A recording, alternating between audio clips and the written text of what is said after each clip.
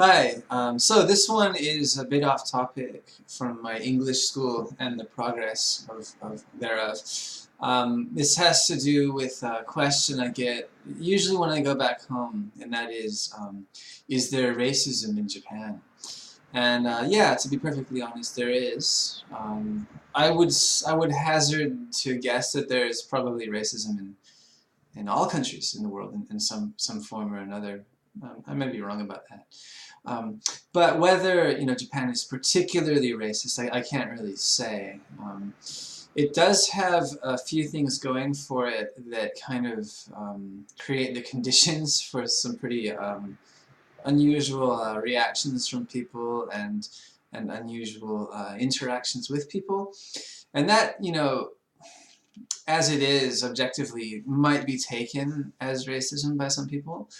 And then, of course, there are sometimes where it actually is racism. So it can be, this might sound strange, but it can be a little bit more difficult to distinguish here, to distinguish between people's motivations. And that's because somewhere around 98 to 99% of everybody in this country is Japanese. It's incredibly homogenous. So there's that. Okay, just based on your appearance alone, you're guaranteed to stick out. And depending on the area, in the bigger cities, Tokyo, Osaka, I mean, people see foreigners quite regularly. And of course, nationwide, they see them on television and in commercials and things. But there are still areas in this country, even where I live in the countryside, that people have never interacted with a foreigner. And so that can create, kind of an uneasiness, not so much ill will or anything like that, but just kind of an uneasiness among people because they don't know what to say or do. Okay, especially if you don't speak any Japanese or if they don't speak any English. So that can create some initial sort of social awkwardness. And also, Japan has an extremely regulated society. As an example, I've been told the national education curriculum is the same from Hokkaido in the north down to Okinawa in the very south of what is Japanese territory. So from the moment people enter the education system here, they are all kind of psychologically groomed in a certain way that is unique to Japan. And that's not to say, all Japanese people are the same, but it is to say that there is a kind of homogeneous tone to the culture, okay? Especially in kind of social interactions, okay? And if you don't understand that, it's clearly noticeable, and that can also be another factor, body language, things like foreigners taking up too much space, and that might sound funny, but that's actually an element of interaction here. How you sit, how you stand, how you move when you're interacting in I wouldn't say formal, but when you're interacting with people that aren't your friends or family, okay, there is kind of, there are expectations as to your etiquette. And it's like that everywhere you go in the country. So, the Japanese word for foreigner is gaikokujin, and it actually means outside country person. Okay, and it's a pretty apt term for foreigner. So, as a gaikokujin, you will be noticed. There's really nothing you can do about that. But as to whether or not the attention you're getting is positive or negative, really varies. I've had very few instances with outright full-on racism. Those I've had have usually involved. They've been very few, as I said, but I have experienced it a handful of times, and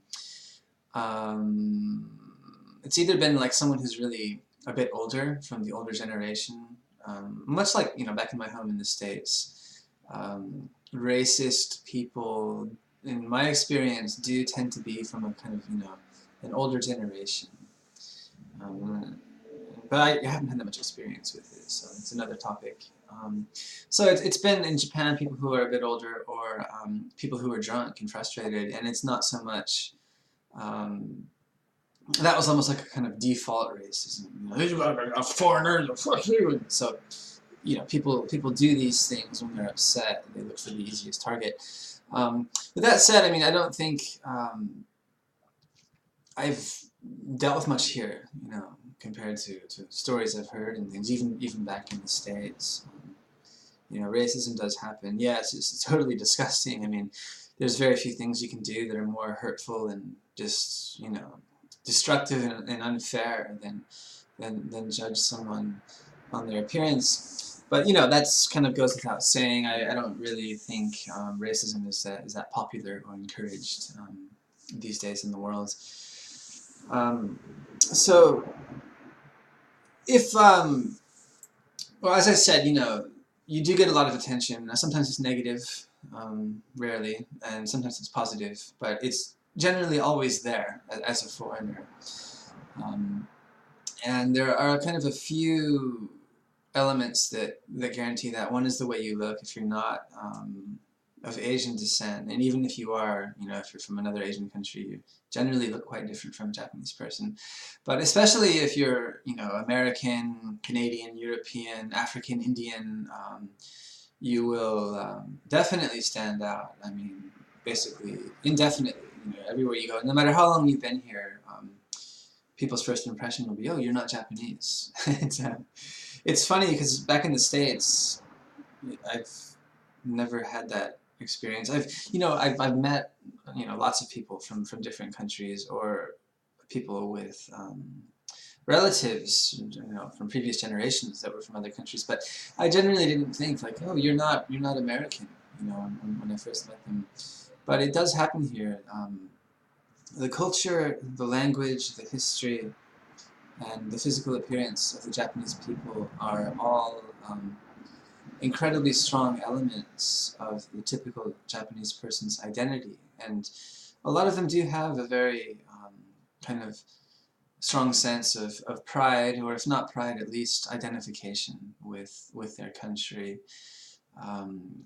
Much more so than I've seen among most Americans or English, or people from other countries, and that also can be interpreted as kind of in a number of ways by people who experience it. Yeah, the attention factor is always there, for better or for worse. A few things you can do to kind of get over it is one, study the language. Being able to talk with people can really help kind of smooth things out, so to speak. Although there will probably be that initial kind of like, they see you're not Japanese. And it's not so much a sense of fear or hate, it's just kind of like, almost like being caught off guard. It's kind of this sense of uneasiness, because the way of interacting among Japanese people is almost kind of set, so when they meet someone who's not used to that type of formula for interacting, they clam up a little bit, and it happens, but it goes away if you can say hello and start talking. It's like it never happened. So learning the language is extremely helpful. Another thing that I've kind of had to learn how to do just by default is just kind of loosen up about it. People are entitled to think what they're going to think, and you kind of just have to accept that. It's the same as any other kind of difficulty you might face in life. People gossip, people think what they want to think. The best thing you can do is just try to be a nice guy or girl. And if someone is being aggressive towards you, or racist or negative, screw them. I mean, it's not a very well respected behavior anywhere I've been. And if they want to be racist, I mean, let them be racist. See where it gets them. You will deal with a lot in life, no matter where you live. And personally, I think my now 7 years here have kind of helped me to become a stronger person in a lot of ways, dealing with different people, and also let me kind of reflect on things like identity and culture and history and language. And so, yeah, I mean, when you enter into a country, when you go there to live or visit for a while, if that country has a language or culture that's different from yours, you're guaranteed to notice that. And it might be a good thing, it might be a bad thing. Some people struggle, some people are just used to it. So yeah, I mean, to wrap things up, sure, there are racist people in Japan, but in general, I would say more than racism, what you will encounter is kind of an overly eager sense of curiosity from people, or just kind of a dropping of social norms because they just don't know what to do with you, okay? So yeah, take it as it comes and see how it goes. Alright, thanks for watching.